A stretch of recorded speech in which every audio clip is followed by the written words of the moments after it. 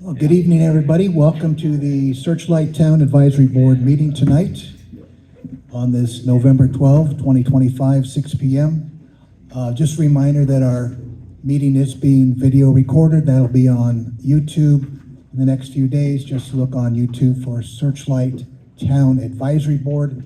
And we also have an audio recording as well that will be on the Searchlight tab section of the Clark County website as well.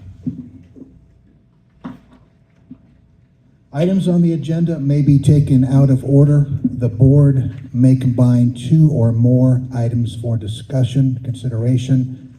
The board may remove an item from the agenda or delay discussion relating to an item at any time. No action may be made on any matter not listed on this posted agenda. All planning and zoning matters heard at this meeting are then forwarded to the Board of County Commissioners Zoning Commission, BCC, or the Clark County Planning Commission, the PC, for final action.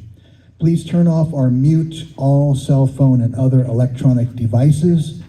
Please take all private conversations outside the room with a 48-hour advance request. A sign language interpreter or other reasonable efforts to assist and accommodate persons with physical disabilities may be made available by calling 702-455-3530.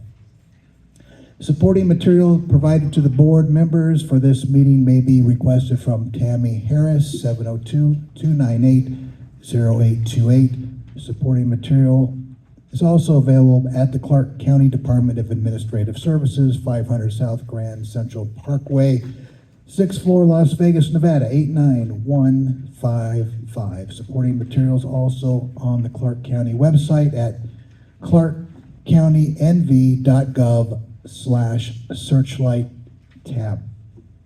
Board members: James Allen, Chair; Natalie Jeter, Vice Chair; Kayla McInnes; Donna Moore; Kyle Myers; Secretary Tammy Harris; County Liaison Mark Moskowitz. Meeting is called to order. Please stand for the Pledge of Allegiance.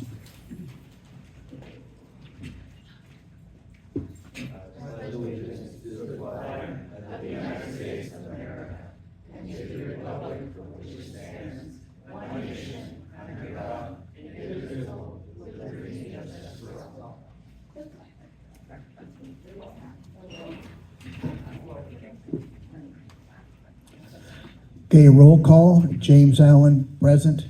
Natalie Jeter, Present. Kayla McInnes, Present. Donna Moore, Present. Kyle Myers. Present. Public comment. This is a period devoted to comments by the general public about items on this agenda. No discussion, action, or vote may be taken on this agenda item. You will be afforded the opportunity to speak on individual public hearing items at the time they are presented. If you wish to speak to the board about items within its jurisdiction but not appearing on this agenda, you must wait until the comments by the general public period listed at the end of this agenda. Comments will be limited to 3 minutes. Please step up to the speaker's podium if applicable. Clearly state your name and address, and please spell your last name for the record. If any member of the board wishes to extend the length of a presentation, this will be done by the chairperson or the board by majority vote. First item, approval of minutes for October 15, 2025. Do I have a motion on this item? A motion to approve the minutes for October 15th, 2025. I'll second. All in favor? Aye. Aye. Aye. Any opposed? Motion carries. Approval of the agenda for November 12, 2025, and hold, combine, or delete any items for Make the possible motion. action. I'll make the motion to approve the agenda for November 12th, 2025. I'll second that. All in favor? Aye. Aye. No opposed? Informational items. Receive a report and update from the South County Liaison Mark Moskowitz regarding the annual animal vaccination clinic scheduled for Saturday, November 15, 2025, and any other updated Information from Clark County. Thank you, Chair. Hopefully everyone has gotten in the mailer that on Saturday we'll be having our annual Searchlight Animal Vaccination Clinic. I know it's gonna rain, but I think we're gonna miss the rain because I think it should start at noon and we should be done by 11. So, but hopefully that won't ruin our party. It's always a great event. Animal Protective Services will be there. We're actually gonna have a caricature artist this year, so they'll be able to, while people are waiting in line, draw some caricatures of yourself and your pets. So I'm really looking forward to it. It's a great event. I know there's an ordinance now at the county to have every animal microchipped. Those will be given out at the event. So if your animal does need a microchip, please come. Those will be given free. The biggest thing is always when you get a microchip, make sure you register it. Because if you don't register, it doesn't do anything for us. So that's the biggest thing. And I'll be making sure to remind everyone next month that if you did get a microchip, to register it, because a lot of times people get it, they feel like they've checked that box, and then they lose their animal, and then we scan it, and there's no information whatsoever. So please make sure you do that. The second thing I want to talk about is our ZAP 18 for Searchlight. It's Call for Artists. So I want to thank Kyle a lot for really getting this program off and running. So we're seeking 3 Clark County artists to design and paint utility boxes around Searchlight. Artists will be assigned about 1 to 3 boxes, and they'll be given a stipend to do it. So there's some flyers in the back. There's an application workshop on Monday, November 17th at 3 p.m. You can sign up for it and do it yourself with your computer, but I'll be here in the community center with the TV with my computer up and running. So if you want to come in here at 3 o'clock, you can sit through the application workshop. And Monday, December 1st is at 11:59 p.m. is the deadline to submit. If you are a Searchlight artist, please apply, because in the scoring, a Searchlight resident actually gets some bonus points. So we're really trying to get some homegrown local talent. There will be artists from Las Vegas, but please don't be discouraged. I've been on a few of these programs before. It's really cool to see the talent we have in our community and also the talent in the whole valley. So if you know anybody, if they think, oh, I'm not that good of an artist, please submit. If you're local, it's even better because you do get some extra points. And it's really cool because then the utility boxes are painted by local artists or community members. And to be honest, it actually helps to deter people from tagging them, because there's actually some respect, I think, in the community that if there's some art, we don't like to tag over it. So it does help in that. They've seen that with the community helping to deter graffiti. So those are my 2 updates. And then the last thing I just want to, yes, it was Veterans Day, so I want to thank all of our veterans. I love in Searchlight how we put the flags up on 95. That's a really great reminder to thank our veterans for everything they do. I was in Laughlin, so I was able to go to their event, but also come through here and see the flags, and it meant a lot. So I just want to thank all our veterans for all they do, and it was very nice to have a ceremony to remember them. And those are all my updates. Thank you, Mark. Next informational item, receive a report from Metro Police regarding activity and statistics during the past month and other area crime concerns.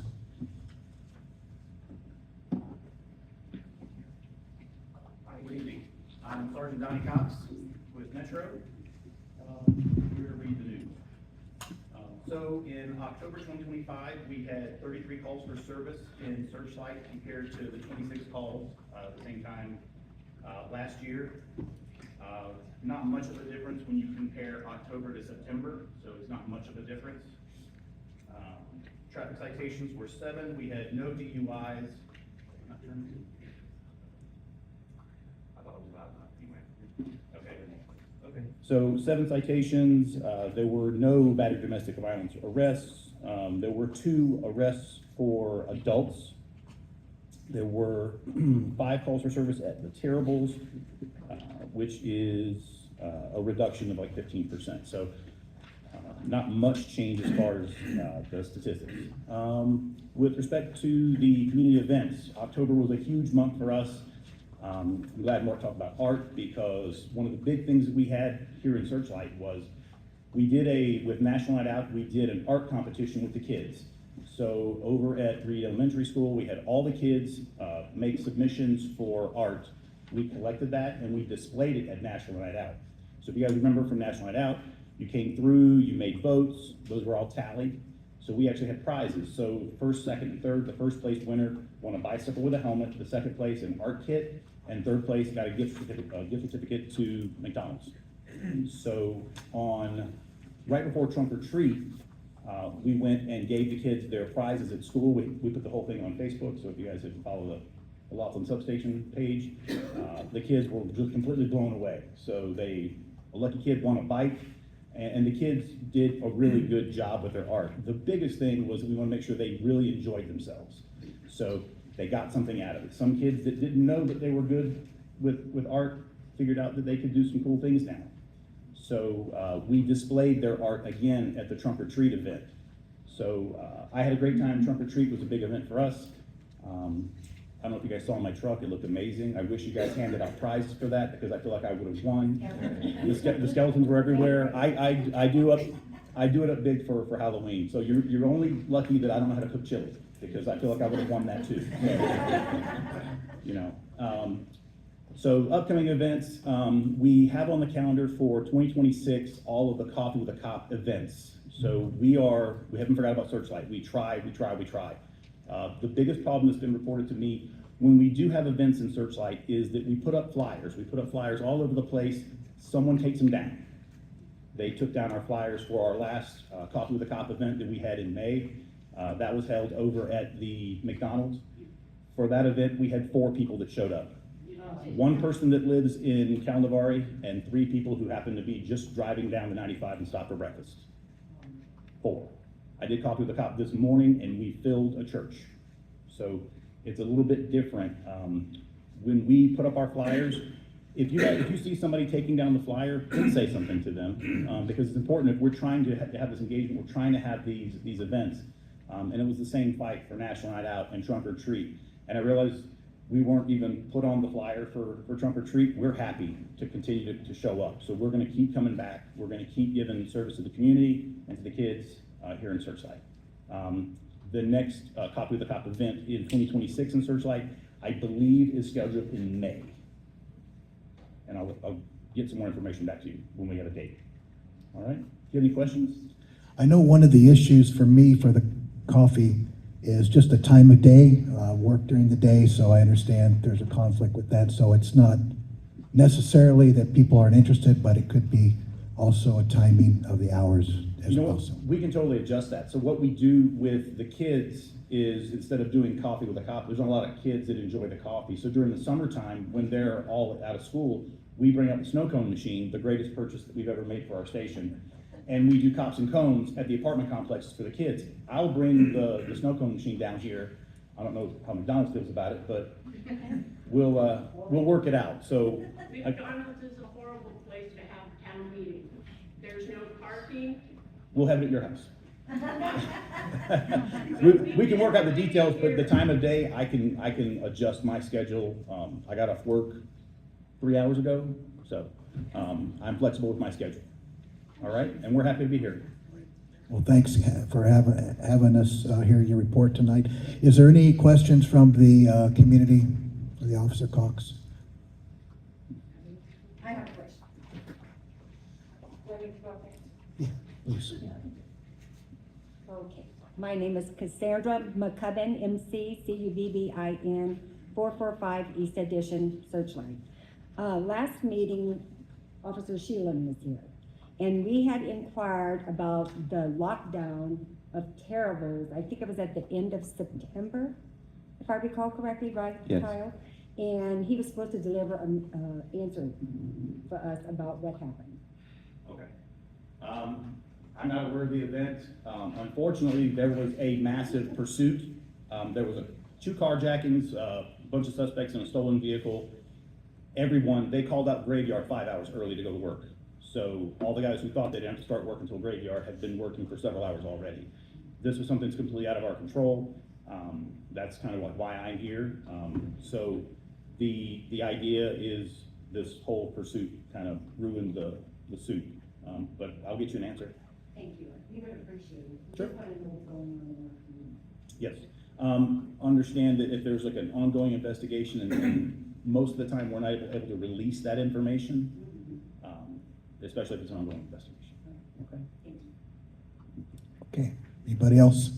All right, thank you. Thanks, Ed. Next informational item, receive a report from Sergeant Tim Waller with Nevada Highway Patrol regarding activity and statistics during the last month and other public safety concerns. Good evening, Sergeant Tim Waller, Nevada Highway Patrol for Laughlin and Searchlight. For the month of October last month, we conducted 416 traffic stops, issued 371 citations, investigated 5 crashes. We had 1 arrest, and with the other miscellaneous calls, we had a total of 558 total contacts with the public. That's it. Questions from the community? Keep up the good work. Hey, you know, and we're shorthanded, so, but that's what we do. Traffic's what we do, and just a little extra something. We spend a lot of our time here in Searchlight because we know it's an area that if we don't stay here, it will eventually be more out of control than it already is. And no matter how much time we spend here, it's always going to be a problem because we get a lot of travelers that come through and they are not familiar with the area. So, you know, we try to keep our presence, and, you know, everybody's stretched thin. So when Metro asks for help, we're here as much as we can to assist them. You know, there's not a lot of officers in these rural areas to start with. So, you know, adding an extra guy to their squad of 2, yeah, that's what it ends up being. So we've had those issues recently here in Searchlight where they have 2 guys and a sergeant, and they're requesting help because they're coming to somebody who broke into a house with a gun up here. So we do our best that we can. I'm short 2 guys, so I only have 4. So it makes it a little bit of a challenge, but we do the best that we can. Thank you. And can you tell us when this road construction I know it's coming to a close, but just, Yeah, so they originally said that they would be done with the paving portion of it end of November, which they were. But then all the small things, putting up all new mile marker signs and, you know, speed limit signs. As you guys know, they've adjusted the speed limit zones for the church with the new access sidewalk, and so they stretched all that back. One of the questions I had in Searchlight was in reference to how they've kind of made the speed limits. You know, you see a 75 sign, but you're still technically in a construction zone, and they didn't do the greatest job with sort of kind of laying that out. We did talk to them about it, but they didn't seem to really address the problem. So the short answer is it should be done here in a couple more weeks. I know that for us, they've been having our guys work overtime to kind of sit out there and help slow people down. We're scheduled to be done with that this Friday. So whether they'll be completed, I don't know, but hopefully it's going to be done for everybody soon because it's not enjoyable, you know, and you don't know what it's going to be. One day the lane's closed, one day it's open. So it should be done soon, and we'll all be glad that it is. any other questions from the board? All right, thank you. Thank you. Next informational item, receive an update from Republic Services regarding trash collection in Searchlight. And I would just say, I know there's going to be some comments about this. Please limit your comments to 3 minutes after a presentation and step up to the podium as well. Thank you. Good evening. My name is Jennifer Lazovich. I'm here tonight representing Republic Services. My address is 1980 Festival Plaza Drive. I can talk much louder, so thank you for giving me that permission. I will start over because there's never a problem with me in talking loud. Again, Jennifer Lazovich, 1980 Festival Plaza Drive, here tonight representing Republic Services. I'm probably your least favorite presentation tonight. I know that going in. I will do my best to listen to all your comments, write them down. I'll try to answer any of the questions that you have. If I don't have the answers, I'll work on getting them for you. So for starters, I do know that this community has had the we call it a rural convenience center, open for a long time with the ability to take whatever you want there on Thursday, Fridays, and Saturdays. You might have received a notice or you might have seen the sign on the rural convenience center that indicated that the change was coming and that it was going to be limited now to only being open the first Saturday of every month from 9 to 1. So that's a change. I understand that, and I understand we've seen some of the emails that have either come in because Mark has shared them, or we have seen them come in directly to Republic. So I appreciate the frustration that is coming from the community on that. So I'm here to try to give some context to it, where it came from, how it came to be. I know that's probably still not what you want to hear, but at least it gives you a little bit of context. So Republic Services operates a few rural convenience centers around the rural areas which surround Clark County. And we have one, for example, out in Mount Charleston. We have another one in like a combo of Good Springs and Sandy Valley. And then of course we have out here. And so what we have done for quite some time is tried to bring some consistency between all of those rural convenience centers in terms of when we're doing them and for how long we're doing them. And so here comes the change. So when we have done, and I'll just give you the examples, Mount Charleston, we do that rural convenience center the first Saturday of every month from 10 to 2. And then the Sandy Valley Good Springs Rural Convenience Center, it rotates, and I think this was from input from the community, but it rotates between some months a Thursday, I think it's the first Thursday, and then other months the first Saturday, and then that's from 8 to 12. And so with this community, we proposed going to the first Saturday of every month from, excuse me, it's on this sign, but from 9 to 1. So with that comes, I know, some frustration, but I do want to remind people of a couple of things that maybe you already know, but allow me to just remind. Your community is really unique in this one sense. We send out what, for those in the urban community, we call a bulky item truck. That's a truck that is serviced by 2 Republic employees. When you're in the urban areas, you get bulky item pickup every other week. That means that truck comes around every other week and you can put out at your driveway or in front of your curb or whatever the situation is. You can put out whatever you want and Republic will take it. In your community, you can do that every week. You probably know the kind of truck that comes around. It is what we call a bulky item truck. That's just what we call it internally. And so because of the truck that services your community, if you didn't want to take your stuff to the rural convenience center or wait to do it, you could put it right at your driveway or wherever it is that you put your trash out on that Friday. You get trash collection and recycling on Fridays.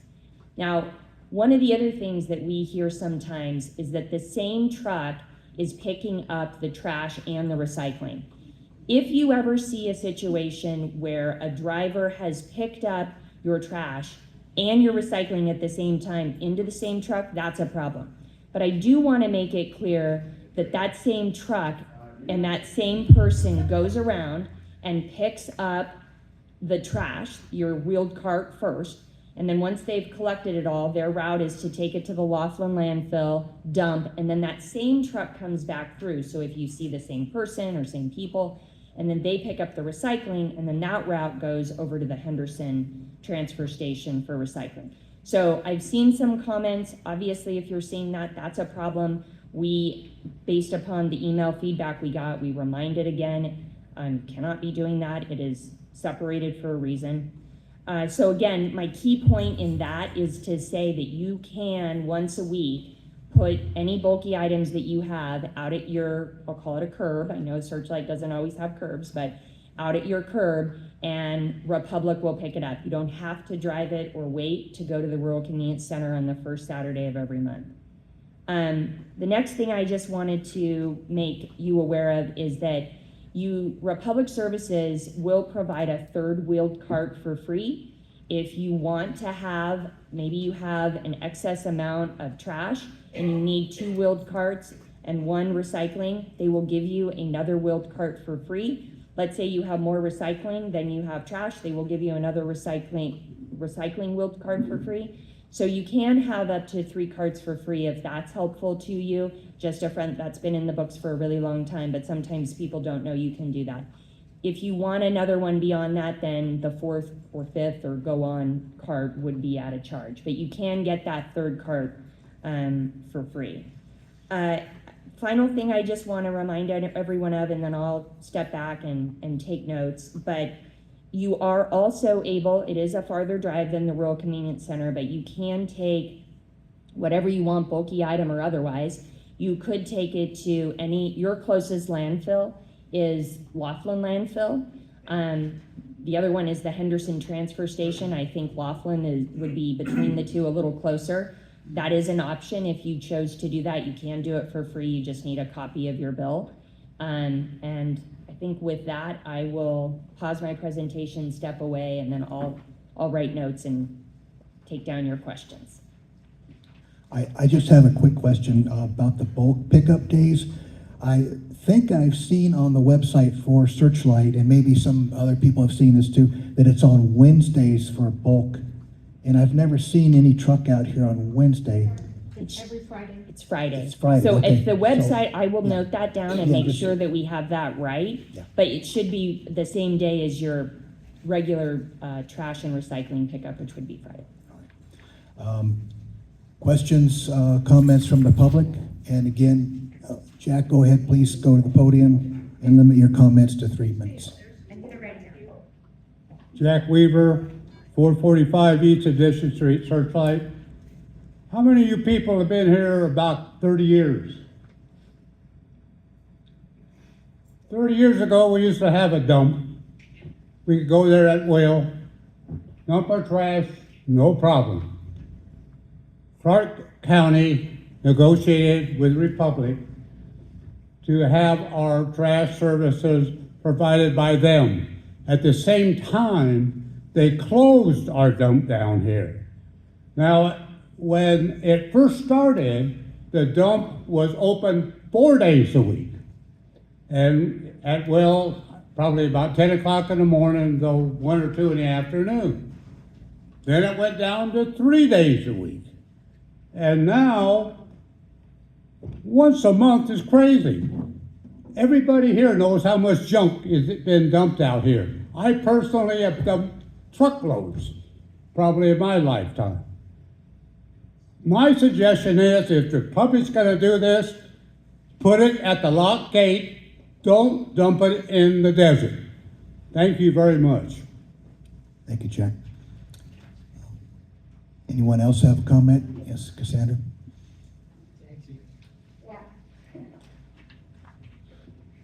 Cassandra, AKA Casey McCubbin, MCCUBBIN, 445 East Edition.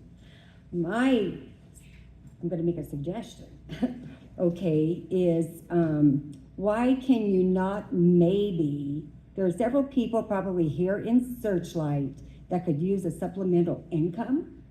Why not have a person here in Searchlight that would be willing to sit at the dump more than 1 day a month? That's a suggestion. I feel 1 day a month is not enough. Jack and I go out in the desert all the time and we pick up other people's trash. We're getting tired of it, and we're getting tired of seeing it. Just recently on Gasline Road, and this can't go in the dump, but it's just a suggestion. There's a huge boat trailer sitting out there with no tires, rusted out, sitting out there. Between Gasline Road and the cemetery on that road, there is a trailer sitting out there that's been burned to a crisp with bicycle parts in it. That is very aggravating. That could have probably have gone to the dump, okay? Another suggestion I have is you have to have a Republic receipt, a public bill, showing that you pay garbage. Why not open it up to everybody in Searchlight? I think that would be a benefit to our community, and you're not having trash all over in the desert. All right, another comment, please, go ahead. Yeah, John Schuler, SCHULER, 301 East Hobson. So, the Clark County, I'm assuming, has a contract with Republic. I'm guessing there is one. And so, you're reducing 3 days a week to 1 day a month. That's over a 90 That's a 90% reduction of service. I just can't see how that can be. And I was wondering, is the county saying anything about this? Is the county fighting for us to keep this open? I understand that there are other places where, they're working once a month, that these transfer sites are open once a month. I haven't heard why ours is closing. Is it lack of use? Are the dumpsters not getting full? I would wager to bet one day a week, perhaps a Saturday, which is the day after the trash day. A lot of people do yard cleanup and trim their trees and whatnot on a Saturday. It'd be great if it was at least one day a week on Saturday. That would suffice if we're not filling the dumpsters up. I just, a bulk pickup on the side of the road. If I go and I trim one tree, traditionally I'll throw it in the back of my truck. I'll do it on a Thursday, Friday, or Saturday. I'll run down here and it's real quick. I dump my stuff. I don't know what I'm gonna do. Am I gonna bundle it up and cut it in 3-foot pieces so they can lift it up and put it on the side of the road? Really, I want the answers to this. What can I leave on the side of the road for a bulk pickup? So there's just a lot of unanswered questions that people have here. I mean, just to go in for, from 3 days a week, that just normally doesn't happen, and without the proper, answering for that. So I see the desert getting dirtier. People aren't going to put stuff on the side of the road. They're going to go out here and dump it. We see it. It's going to happen. So I'm sure everybody's going to come up here and beat the drum on that part over here. But as far as if there's a contract, what does the contract say? Does the contract say they're supposed to have this open 3 days a week? I'd like to know that. I'd like the county to tell them. This is what it has. This is why it's been this way. Why are they changing it? Why is the county allowing them to change it? Are our fees going to change? Are they going to go down? All right, thank you. Next, please. Diane Kendall, 185 Surprise, and that's Kendall. I'm really bad about how many years. Thanks, Jack, for 30. I think it was like 8 or 10 years somebody from Republic came out here and tried to close the station. At least they had guts to come out here and talk to us before they did it. And this time, they didn't even bother to tell anybody. Our rates are going up. The county wants everything the same so that any idiot can do their job. Well, not every community is the same. Not every community works. Not every community has the same needs. This cannot happen. There is already trash that is being left. I gave you pictures, young lady, of what we found this morning. And this cannot continue. You need to open it back up. Or come up with who's going to come and clean up all the shit that's getting left. There are piles and piles that have already been left out in the desert, and it needs to stop.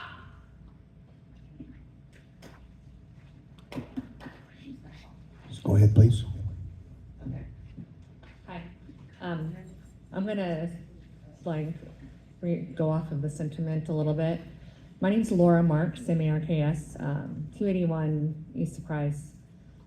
I came special out because I truly love this community, and I realize that we pay for services, and I appreciate what you provided, the information about the bulk items. But I'm in the same place about what are we going to do. I love this community so much, so I walk out and I see the trash that's dumped all the time. So I don't understand how we're going, and again, our prices are increasing. We have a contract with you guys. Then all of a sudden we go from 3 days a week to 1 day a month.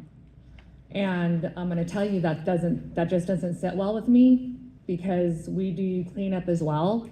And I don't know where we're gonna put these items. When you say bulk items, when we do cleanup, and I live between California and here, so I'm dual resident, right?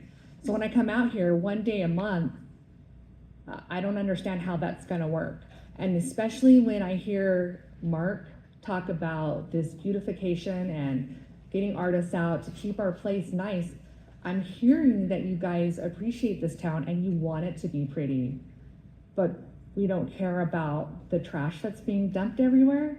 Am I the only one? I can't be the only one, because I just heard Diane talk about the trash she saw. So when I hike through the desert and I see the trash dumped, I'm extremely concerned, because on one hand, you're saying you guys care about this, but on the other hand, we're paying money and we're shutting this down to only 1 day a month.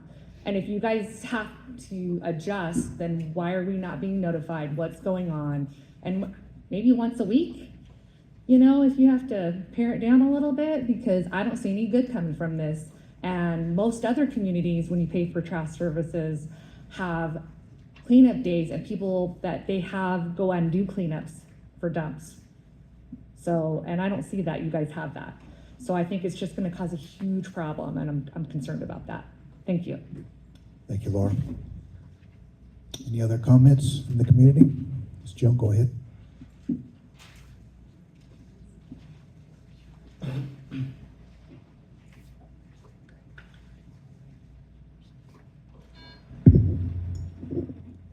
Joan Messenbrink, 324 South Montana Street, Mesenbrinck. I'm concerned about like businesses or our Searchlight Senior Center. We use that dump every week. Now, when we have dinners, we have functions, we have anywhere from 2 to 3 large green bags. So this is not only going to be hard for me in the Searchlight Senior Center, but what about all the other businesses? What are they going to do? Where are you going to take your garbage? So what I get is like, well, take it home and put it out by your garbage can. I'm not real happy about that. I'm sad to see the increase, and I go along with the rest of the people. Minimum 1 Saturday a week is all that should be cut. We should not have to do 1 day a month. I myself hire people to do and trim my yard. Now am I going to have them do it only on the first Saturday of the month and hope to God we get it all done before closing? That's all I have to say. All right, thank you. Any other comments from the community?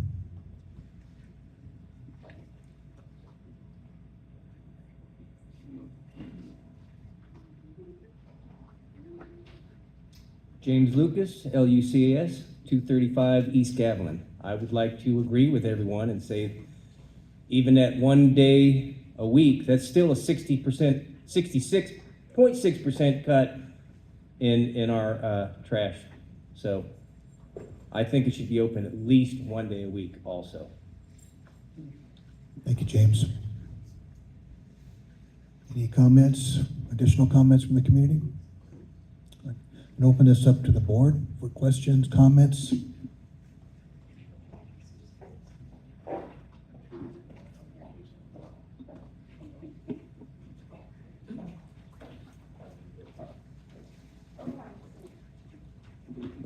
I do have a question.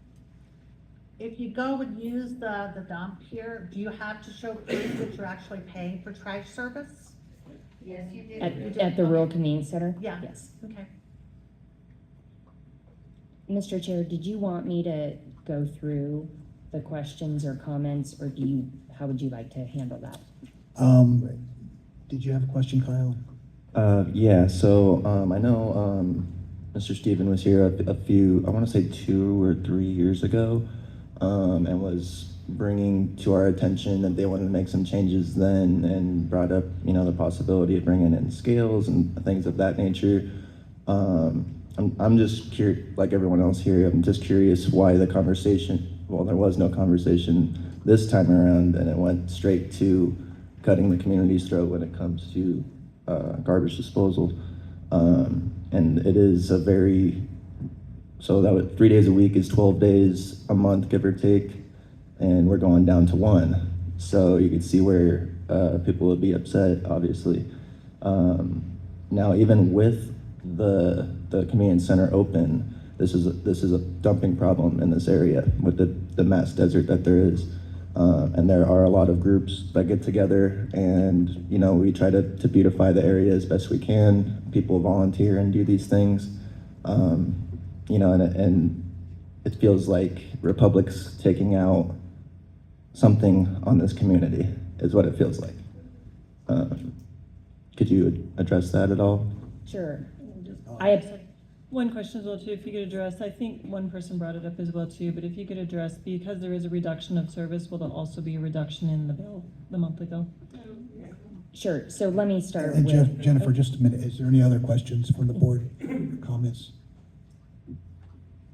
I just have a comment saying that I agree with everyone that I think one day a month is crazy for around here, especially with everything that gets dumped in the desert. A lot of it is greens, but I mean, and we all work around the weather, and the weather's never perfect, and I don't see everyone bundling up a bunch of leaves and everything, either on the side of the road or leaving it in the back of your truck to wait a whole month to take it out there. Any other questions? Okay, Jennifer, go ahead, please. Okay, thanks. All right, so I'll try to go maybe in reverse order and address a couple of the comments first from the town board members. So I realize it feels like that, and I certainly do not, on behalf of Republic Services, they are not trying to intentionally take anything out on Searchlight, although I realize that it feels like that, and perhaps my words sound hollow because I've just come sort of, here's the announcement, and here we are going for one day a week. From the perspective, so I'm not entirely sure I can say something that's really gonna make it seem like that's not the case, other than to say just a couple things around that, which is that Republic does, and I know Kyle, you've been very, member Kyle, you've been very good at reaching out for community cleanups. Republic does that all across the valley. They will do that here. That's not a substitution for the reduction, I understand that, but they will absolutely continue doing that in your community. And to the extent that you haven't had one in a while, your community's really good about asking for them and getting them more than most. But if you haven't had one in a while and you want to do one, rest assured they will do one for that. I'm glad you brought that up, because we've actually reached out multiple times this year to try to, we were trying to get it on a 3 times a year community cleanup. And kind of know when it is. Yes. Yeah, I think that's a great idea. Yeah. I will now step in to assist in facilitating that with you or with Mark, whatever's appropriate there. Yeah, I mean, we were kind of, we never got a response for months and months, so we kept changing the dates. The one response we did get back was the process has changed, and we would be let known if we were approved for said community cleanup, and that was the last word we ever got regarding the matter. Okay, so I will definitely take that back and again, interface however is appropriate to work on getting that. And I see where you're going with it. So there's a consistency in when it's coming up, and then the community knows. Again, not a substitution for the frustration that you're feeling with respect to the reduction in the rural convenience center, but I do want to make sure I'm being clear about the community cleanups is what Republic calls it. In terms of the reduction in cost or reduction in fees, so the monthly rate for residential household is $17.86. I did hear a couple of comments from the residents who got up. That then adds up, it's quarterly, so you'll get a bill that's larger than that because it's quarterly. But I did hear a couple of residents talk about the rates going up. I do want to just share something with county residents that was different than other communities. With the inflation the way that it's been for a long time, Republic Services followed inflation like bread and milk. It was on a consumer price index, a CPI. It was exactly the same. It would ebb and flow with literally whatever eggs and milk and consumer goods would do. That wasn't really indicative. The other thing that you had with that, and we know this, we're seeing it, we're in the middle of it now, is these huge spikes and then these low lows. It kind of, the CPI on household goods really kind of has sometimes peaks and valleys. So Republic across the board, the county, to my memory, was the first to do it, changed over to a water, sewer, and trash CPI. Because if you go back and you look at what they do, it's very little ebbs and flows. And the reason why that's important for you as the county and for all county residents is that you were first to get in before the inflation spikes that we have seen of the last year or so came in. North Las Vegas was the last jurisdiction to convert over to water, sewer, and trash. And the reason why that's relevant is because the 8% CPIs that we were seeing across the board, that's what was happening to trash bills for the jurisdictions that hadn't converted over to water and sewer and trash, which was a little bit less. So no, directly answering your question, there isn't a reduction in your monthly bill as a result of this reduction in service, but I also want to give a broader reference to your bill as compared to certainly like North Las Vegas. North Las Vegas is because by the time it all worked out and they were comfortable making that change, those rates for those residents included the inflationary 8% CPIs that have now tapered down with water, sewer, and trash. So again, not a real comfort in terms of, are we reducing your bill because we're reducing the rural convenience center? No, but you also didn't suffer the spikes that I know some of the other jurisdiction and the people that live in the cities had, because it was just a victim of the CPI at the time. Following on that, this gentleman, I'm not sure where he went, asked about what is the county doing to fight for us? What does the law say? Why is this happening? And maybe it shouldn't be happening. So the franchise agreement in 2022 requires Republic to provide these rural convenience centers in those areas for a maximum of one time per month. So Searchlight, so it's in the franchise agreement. Yes, there is a franchise agreement with Republic Services. I believe, don't quite quote me on the year, it goes for roughly another 7-ish years. But in that franchise agreement that Republic has specifically with Clark County, there is a requirement that we provide rural convenience centers, but that requirement makes it clear that we are only required to do 1 day per month for a maximum of 4 hours. So for a long time, Searchlight got more than that, and that I understand that makes this again so difficult. But it is when you ask if the county is doing something, they're kind of bound to the same contract that we're bound to, which is that it requires us to at least to provide it a maximum 1 day per month. It does not say minimum. It's a maximum of 1 day per month for 4 hours.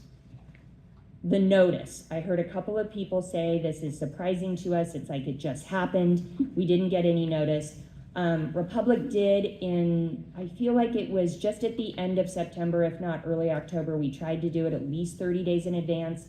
They did mail out a notice to everyone. I think a lot of PO boxes is where that might have gone to. We also put a sign out so that we could at least try to get the word out and it wouldn't be as jarring as it is. But maybe in hindsight, perhaps we should have come here. Apologies that we didn't and talked to you directly before that happened. We thought we were, getting the word out by putting something in writing and sending it. So again, apologies on behalf of the company. If I may, are you saying that the change is coming from the direction of Clark County? It's not coming from the direction of Clark County, but I was pointing out in response to what this gentleman brought up about what is the county doing, they need to protect this. I'm saying that the franchise agreement between the county and Republic requires Republic to provide a rural convenience center to Searchlight 1 day a month for 4 hours. Well, I mean, Republic obviously knows that it is very well used, because when they came a couple years ago, they were wanting to build it up and have more going on there, bring in scales. I'm just curious why, and I know there was some pushback then regarding that as well. So that approach is just not an option anymore. It isn't, and I don't know why. I'm sorry, I don't know the details as to why they were considering a scale and why they aren't now. I don't know. Would that be an answer you might be able to get to Mark for us? Okay. Sure.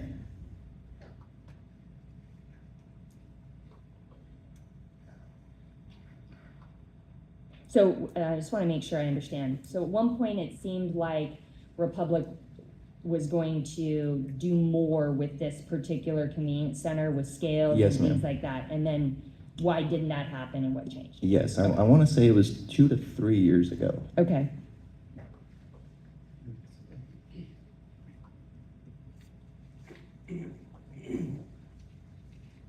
Okay, understood.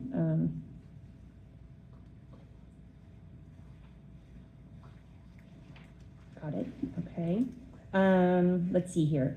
With the lady who talked about the Searchlight Senior Center, and how to resolve that, may I ask a question? Is the Searchlight Convenience Center part of this group of buildings, or is it somewhere else? Totally independent. We're located on 95, and the senior center, we do a lot of programs there, we have meals there, has nothing to do with this building. And has nothing to do with the county? It's kind of like a, The county. it's a county building? It's a county building. It's the one when you're kind of driving in town. It's on the right-hand side Okay. before the jerky store. The senior center, and Joan does a wonderful job running it.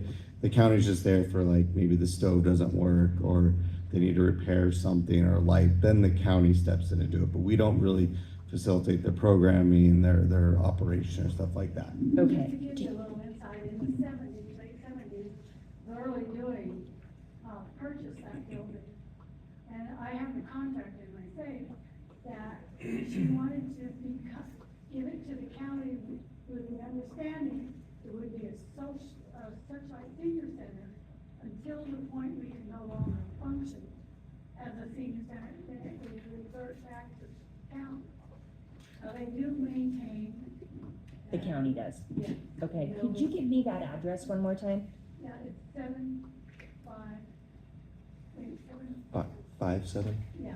Oh, whoops, it's 5-7? 575? And that's Highway 95 south. And we used to have a large dumpster in the back of our building. But then everybody in town, like they're talking about dumping in the desert, we couldn't even use it, it's full of trash. Like, Is that dumpster still there? No, we have to get rid of it. Oh, I see, okay. Yeah, there's, That's why we were using your. I see. right. Okay, so There there are is no dumpster, okay. There are several dumpsters in town on Clark County lands Yeah. that don't have enclosures. Yeah. So what happens is especially folks that don't have a Republic Services bill or whatnot, they'll load up their vehicles and they will go to any of these 3 particular dumpsters and fill them up. And I know it causes a problem for the community center staff, the senior center staff, and even the fire department staff as well. I can also say, I manage Cree's Mobile Home Park, and I have people in town dumping in our dumpsters that we have. I've actually done trash out for people that have their addresses on it. I've actually thought about loading it all up and dumping it back in their yards, so yeah. Okay. Just a possible suggestion on that, would it be possible to get something so it locks, so the appropriate users of that dumpster would have to, like there would be a lock on there, so random people couldn't come and use it? Yeah, we have, that's a great, let me write that down. We have experimented, given some of the issues we face in the urban area, more with the unhoused, trying to do things. So we've experimented with ways to lock that. I mean, you still want to be able to let people dump in it. There's a fine line there, right? You know, but I will note that and see if we've been experimenting on how that could work in the best way. Do they have any of the dumpsters that potentially don't have the 2 big open ones that have smaller ones? I mean, I've gone up and seen people that buy survival food and I've got boxes in there. Or people have dumped their couch in there and their chair in there. So making a smaller door that will accommodate a bag, a trash bag, but will not accommodate household furniture. And you're talking about specifically at those county Well, I think it would properties help where them also, because getting then you too wouldn't full. have people going up there doing the things like what Diane showed, having people going up there and put wood and lumber and stuff like that in those type of things. Yeah, I hear what you're saying. Right. Okay. And I know for me, I get a lot of people traveling through town, and because I'm an RV park up there, they just pull in a dump. So, yeah, they don't even think about it, they just think it's a free-for-all. Okay, Well, I like, Kyle was stating, we were hoping for years ago, we were gonna get all this marvelous dump station. It never transpired, and now, I don't recall getting too many notices prior to all this happening. I haven't gotten anything. Now, here we are. I know there was, I know it was mentioned at last meeting by Mark that a lot of those notices were sent back, not due to the county or Republic, but because of the post office, the way that post office is operating. I know Commissioner Knapp's also had a lot of things sent back, and they've had to adjust addresses and such. Yeah, I know with this, I know I announced it and then they sent out stuff, but I think a lot of it came back. So then that's why I asked Jennifer to come from request of the community to come here to talk more thorough about it. So I think there was a few learning curves on that with, because I know we have PO boxes here. okay. So, Yes, Michelle?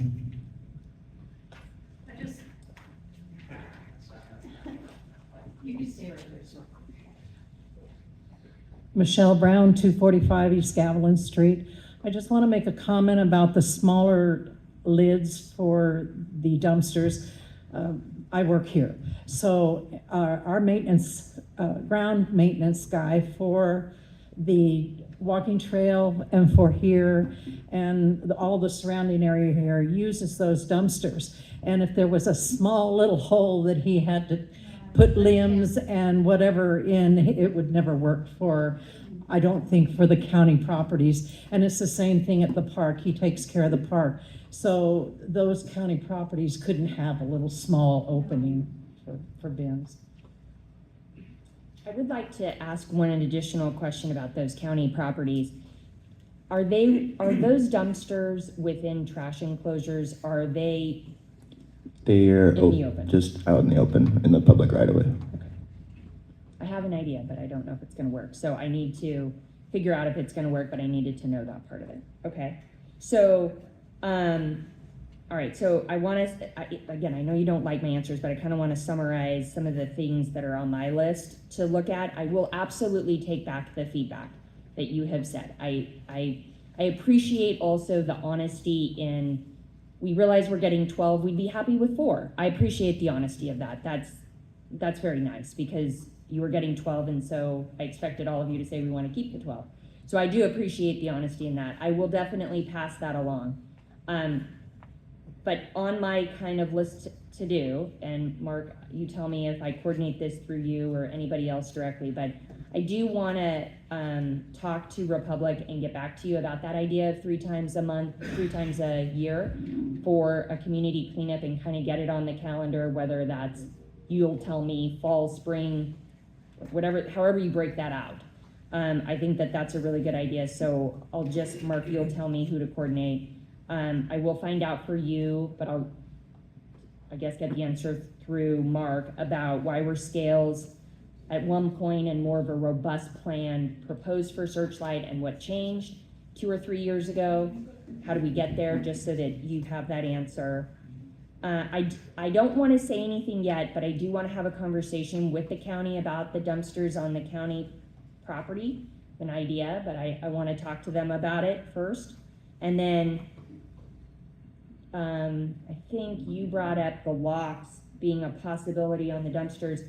As I think through that, the way that works and where we've piloted it has really been with commercial businesses. For example, in downtown Las Vegas, the commercial businesses were really struggling, and so they wanted a lock that they had the key for. Of course, we have the key to dump it, but it makes it harder to do that concept if you have multiple different people within an organization or at the fire department or wherever it is, or at this center, dumping, that may not work, but I have another idea. And then you brought up the comment about the size of the holes, but, and again, I want to kind of work through what that could be, in my mind. I'm going to take back the main comment, and I've got those three things to work on. Is there anything else? Oh yeah, thank you. That was the other thing. So I am going to leave in the back. I have what sadly you guys did not get in the mail. I have a copy of what we mailed out, and it does talk about what bulky items are and what you can put. So for example, if you had palm fronds, I've heard a lot about landscaping, what you just tie it. It doesn't have to be a certain like 3 feet. You don't have to chop it down. They just kind of want it tied together with something, and you can put it right there on the ground. It also talks about the only thing that we can't take at the curb, and maybe this is something we do in the community cleanups to educate about this, is things with Freon, because that's considered hazardous, so like a refrigerator or air conditioning units. But I've seen chairs, couches, I've seen it put at the, again, I say curb, recognizing this is a new community, but I've seen it put out there, and that kind of talks about other household appliances that don't have Freon. You can put at your curb, again, curb in quotes, and they will pick it up. But so I'll leave that in the back, just so that you have that. We kind of distilled down what the ordinance says, but I'm happy to get Mark copies of what the ordinance says that bulky item is. We kind of put it in our own language, but I can also do that. And that's every week, every Friday. Now, would that include mattresses, tires? Yeah, the unique thing with mattresses, there's all these kind of unique things, and so maybe I'll do something more robust for Mark. That's right. Okay, so he's going where I'm going, which is the mattress. So the health district has a requirement about disposal of mattresses have to be covered.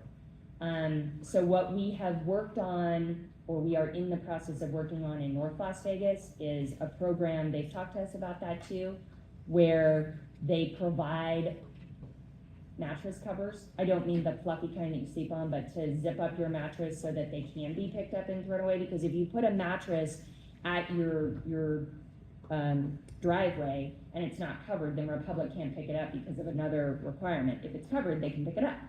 So that could be something else we could work on. I bring that up because on my street, Addition Street, there's a property that's gone through some, I'll say, cleanup in the last few months. And what happened was a large amount of the things they were throwing away were left at the curb. And there has been no bulk pickup.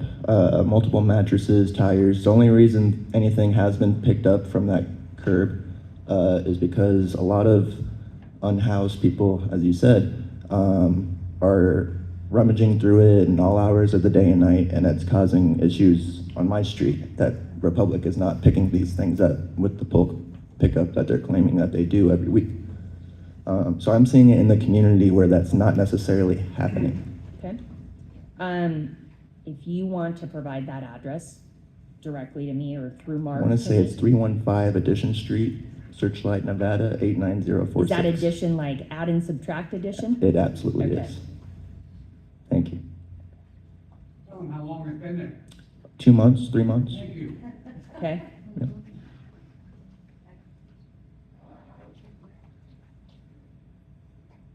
Hang on one second. Thank you. Can I ask one question? When was, Okay. I defer to the chair on how he wants to handle the back and forth, so. Yeah, Casey, did you have another Yes, I have a question. comment? I don't have a question, I have a statement. They do not separate the trash from the. So what, All goes into one time. meaning, at the same time they pick up your trash, they're picking up the recycling and it's going in, it's going in. All going into one truck at one time. If you, I watch them every. please video that and send it to Mark, and Mark will send it to us. Okay? That is a fireable offense. Mark, and And it's happened before. Yeah, send it in video to us, please. Yeah, mentioned it to them, they do it for a little while, then they know they're doing it all over again. Please send it to us, please. That is not okay. And you only bring one truck. Two trucks when they have to pick up the recyclable. Well, it's the same truck. It is the same truck. Pick up everything else. Yes, it's the same, I want to be clear. You're going to always see the same truck, but they should go around twice. They come around once, only trash, go to Laughlin, and then they come back, same truck, same guys, or I should say people if there's a lady, and then they pick up their recycling, and then that goes to Henderson. So again, if you're seeing what you're saying, please video it, send it to Mark, Mark will send it to me. Yeah, you can also send it to me or any of the other board members. Yeah, email, send it, however you want.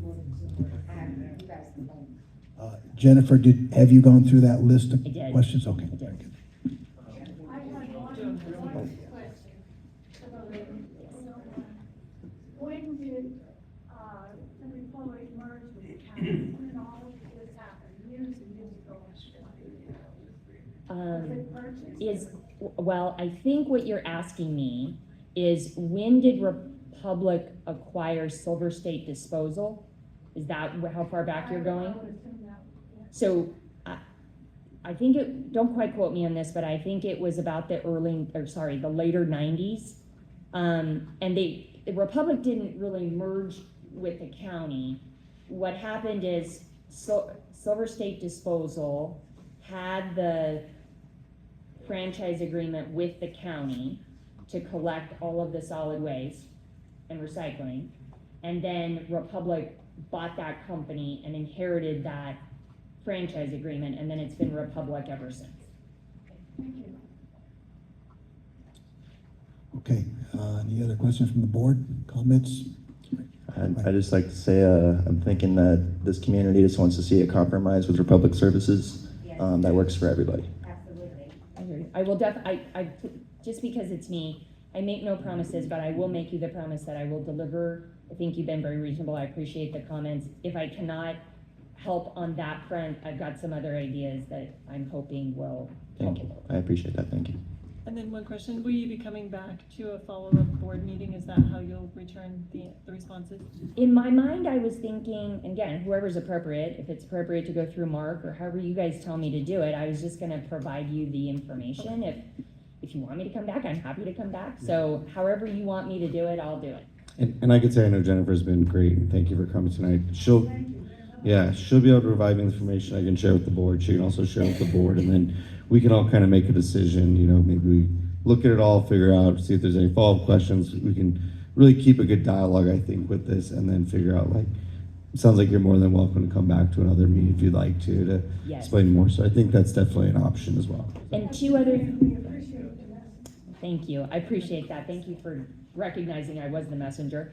But two other things, I am gonna leave back on that back table, the kind of one pager that reminds you can put it out once a week, what is bulky item.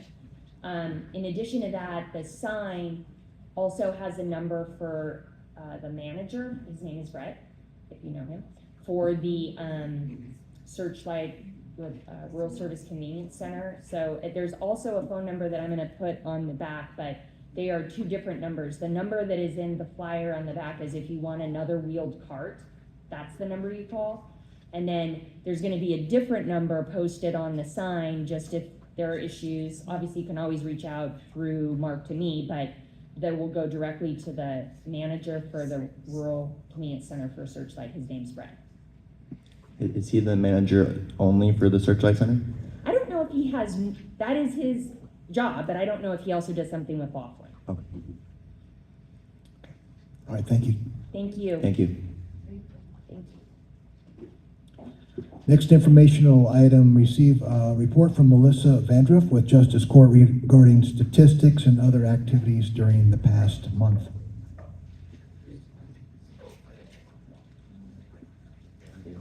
Melissa Vandruff, Vandruff. For the month of October, we processed 131 civil citations and 42 criminal citations. We also processed 1 criminal complaint and 2 probable cause. Questions from the public? Joan? A lot of people didn't know you are now, or you know it. I am. Great, good to know. I am now a notary public, so you can go to the court and get things notarized. Fantastic. Thank you. Any other questions from the board? All right, thank you. Thank you. Next item, receive a report from Las Vegas Valley Water District regarding the status of the water system. Good evening, everybody. Aaron Gamble, Las Vegas Valley Water District, that's GAMBLE. Water usage in October 2025 was 5.44 million gallons compared to the water used from October last year, which was 3.3 million gallons. It's an increase of 2.14 million gallons. Obviously, you've got the NDOT project that's still going on, and we have the new Cottonwood Cove project that's going on. Kind of looking at it, seems to be that's where the extra water is being used. Our rural system operators and our customer care continue to reach out to customers regarding some on-site leaks. They've actually even did an emergency shut-off where they couldn't get a hold of the customer. Water was coming out underneath the house. So if you see a customer that has water coming out, neighbor, let us know, and so we can respond, and we'll get somebody down here as quick as possible. So some people don't realize, you guys all do, Searchlight does experience some freezing temperatures. And so with that, temperatures are dropping. We recommend, again, people leave their hoses connected to their hose bibs. Don't do that. It's a great way for that freezing water to go right back inside your house, break some pipes. You know, a hose breaks, not a big deal. Pipe in your house breaks, that's a big deal. So also, distribution did do some repairs on a water line that got found when Cottonwood Cove work was getting done. There was no significant leak, so no water flooding anywhere. And then we had no other leaks or breaks to report. Natalie, you did ask back in September about the arsenic levels that you'd seen in the report. I told you we'd changed the media and that those numbers would come down. So we actually got the most recent report, and so I was just going to give you kind of a report on that. So for the last 4 quarters, and so it's called the running annual average, the concentration's been 1 part per billion, so the MCL for that is 10 parts per billion. So we're a 10th of what the maximum allowed is. So just wanted to report on that. Is that available on your website now? I do not know if that is on there yet. I think if it's for the annual water quality report, it's not going to be on there yet. But with the new one coming, I think the new one comes out here after the new year. Should be on it then.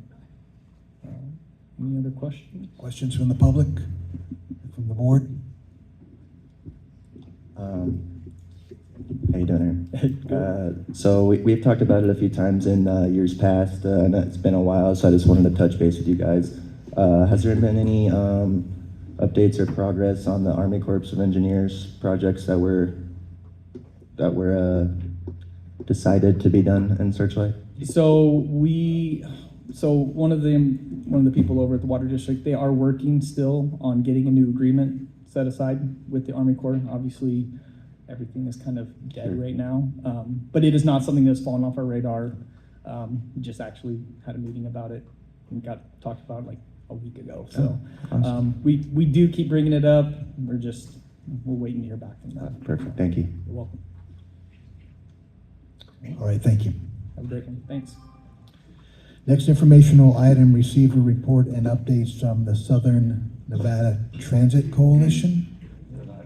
Not here tonight, okay.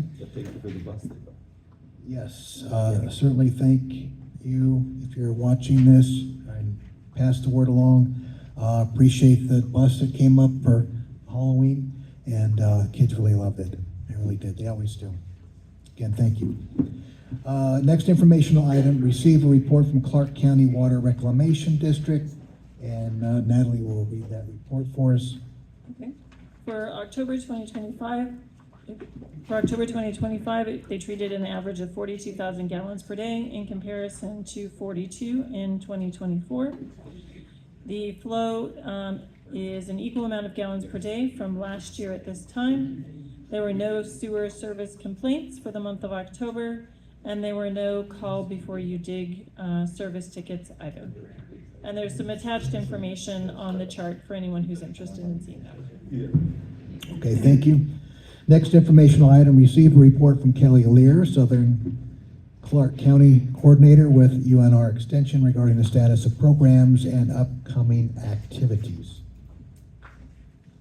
Kelly Lear, UNR Extension, LEHR, and I was hoping there was a call before you dig because I heard that they dug and took soil samples for the shade structure. So I'm hoping maybe that's on the next month's report because crossing our fingers. We're still hosting curriculum for 4-H here through December. Devin is teaching Steaming Through the Seasons on Wednesdays for K through 5 at the school.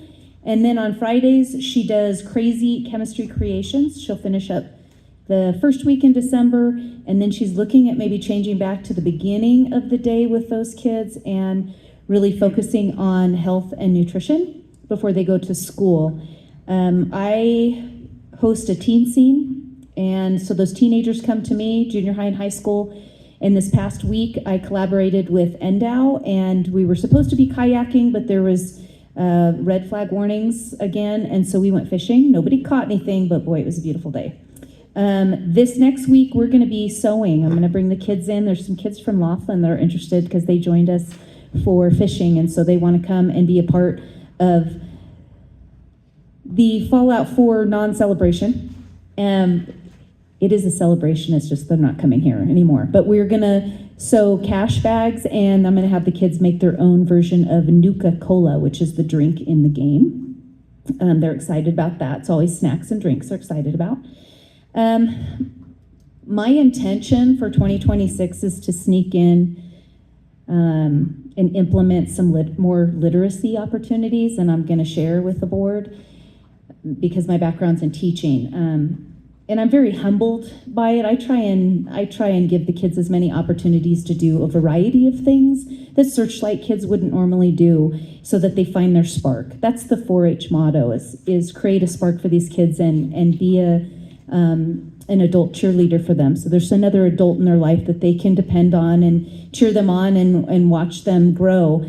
It broke my heart. I brought an escape room game the day that the kayaking was canceled the first time, and they love it. They love the escape room game because it's a bunch of puzzles. But I had 8 kids show up, which is good for Searchlight, for junior high and high school, for a game. And I had them take turns for leadership. We're trying to build leadership, and the literacy was so low, it broke my heart. Out of the 8 kids that showed up, 4 could read. And for junior high and high school, shame on Clark County School District.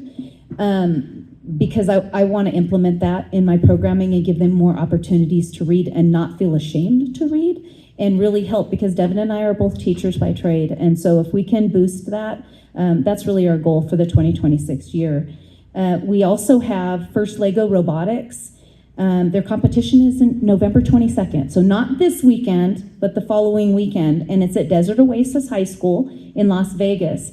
We're still trying to pull our missions and our innovation project together. It's called the Canary, because it has to do with archaeology, and the kids loved the similarity with mining. And so they've created this robot that's going to go into underground dig sites and scan the surface to create a map, test for gases that could be deadly for the diggers. They have a light system that's going to go on, a sound that's going to be created to scare the animals out.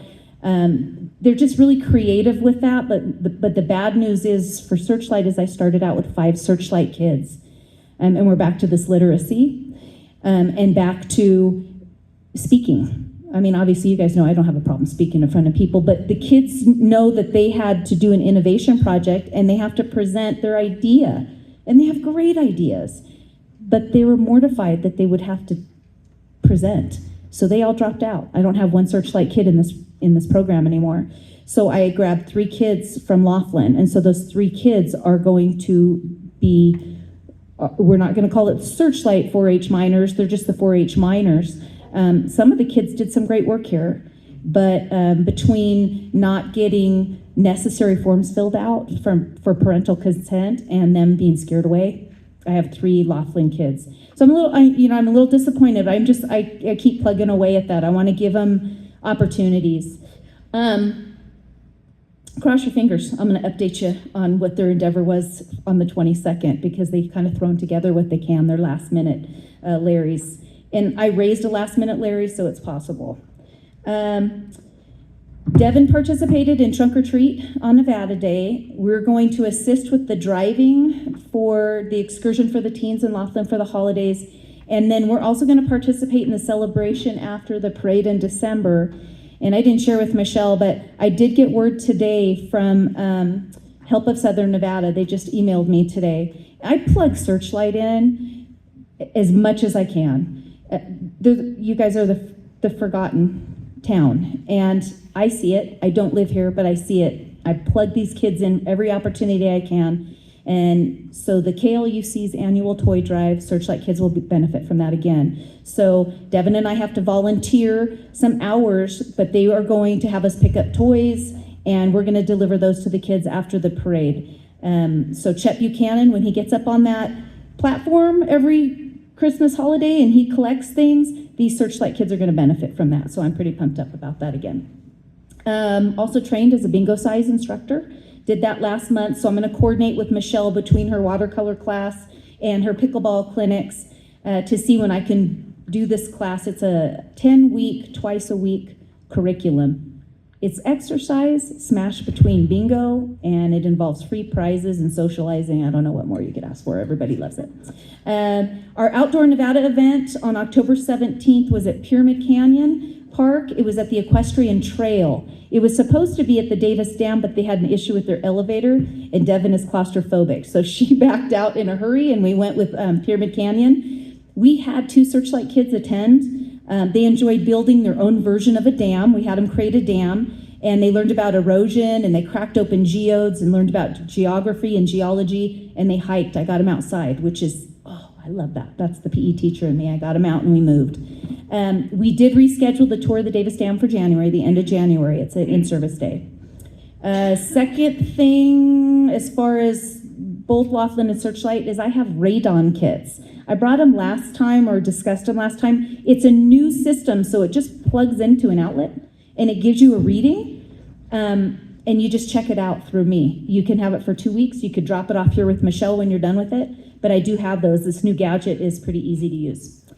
We have some community garden goodies on the back table where Aubin and Michelle are sitting. We harvested today. You're welcome to. There's basil, sweet potatoes, radishes, jalapenos. We continue to pull so much out of that garden. It's fun to watch grow. And then the new November Healthy Aging Living newsletter, I just put it on the back. And they always have great things in there and recipes. And so please take those. I try and drop them off. And I should give Joan a stack before she leaves too for the senior center. So any questions for me? Just real quick, touch base on you with the shade structure. We did get the soil report started. I believe that's all the Searchlight Betterment Organization needs to get our contractor to receive the permit. From there, it should, I'm assuming it should be full steam ahead.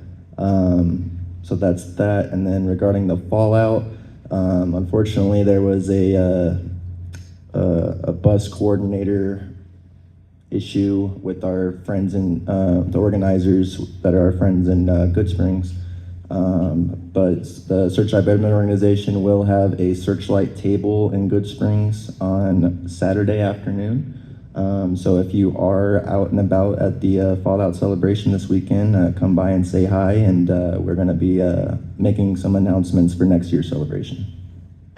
And hopefully we have some cash bags for you to bring. Any other questions for me or comments? Questions? Thank you, Kelly. Thank you, Kelly. Next informational item, receive a report from Searchlight Library regarding current and upcoming programs. Do we have them? I think they're gone. Next informational item, receive a report from Parks and Recreation regarding the status of programs and upcoming activities. Do we have anyone from them? No.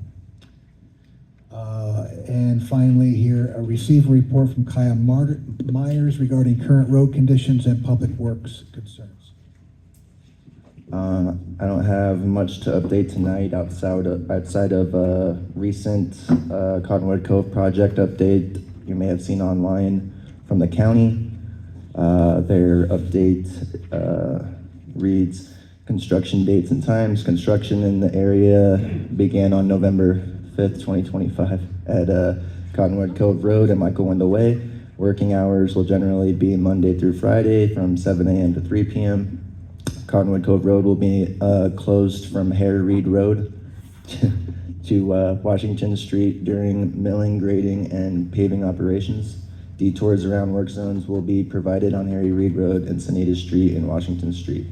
Michael Wendell Way will be open to traffic to access the Searchlight Museum, Library, Food Bank, and Reed Elementary School. We appreciate your patience during these improvements. Our estimated completion date for paving work in this area is November 19th, 2025.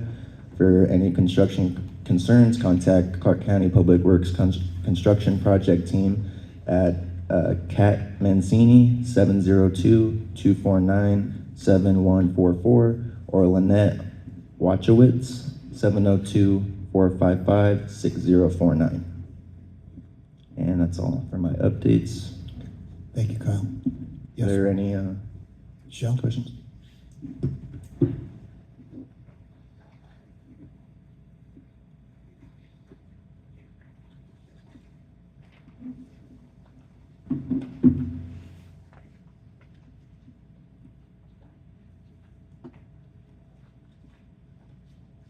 Michelle Brown, 245 East Gavilan Street.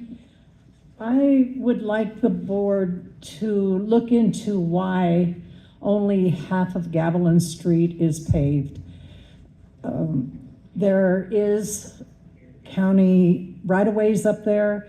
They're just in the wrong spots. So that road needs to be taken care of. There's pictures that I put in there where there are sewer system manholes in the middle of the street. And it is true that at that part of the street, it is privately owned, but they've put public utilities on private property. So I just wonder if there's something that they can do to either move the easement to accommodate where the street really is, or just take care of it. I see what you're saying. So the public right-of-way isn't even on the street, Correct, and it's going through everybody's houses. correct. And so they don't maintain Gavilan Street? They only maintain the bottom part. If you look at those pictures where the right-of-way is, at the very bottom on Main Street part of it is in the county right-of-way.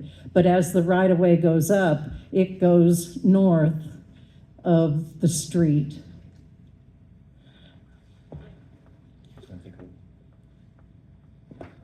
Yeah, absolutely. I can forward the concerns, and with the help of Mark, I'm sure we can get some answers regarding that. And you have reached out to Public Work Services to get service on that other half of the street, or? You have before. Gotcha. But no, I haven't done anything following steps that I have to go through now. Okay. So this is just the first step. Okay. Yeah. Okay, Definitely thank look you. into it. Thank you.